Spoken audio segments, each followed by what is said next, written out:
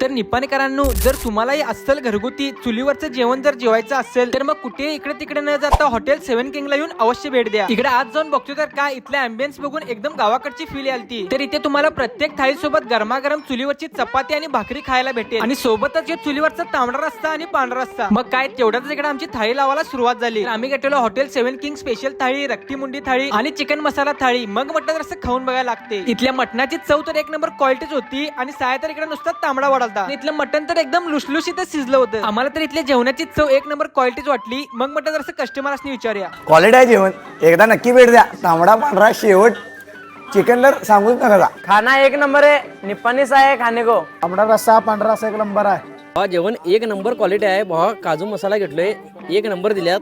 Veg रस्सा सुद्धा दिल्यात. हॉटेल 7 किंग एकदा अवश्य भेट द्या. दादा जेवण एक नंबर म्हणजे एक नंबर आहे. एवढंच नाही तर हॉटेलच्या बाहेर पार्किंगची भव्य व्यवस्था केलेली आहे. आणि जर तुम्हालाही अस्सल घरगुती पद्धतीचं चुलीवरचं जेवण जर जेवायचं असेल तर मग हॉटेल 7 किंगला येऊन अवश्य भेट द्या. तर यांचा पत्ता आहे रामपूर रोड. तर एक वेळ सर्वांनी अवश्य भेट द्या.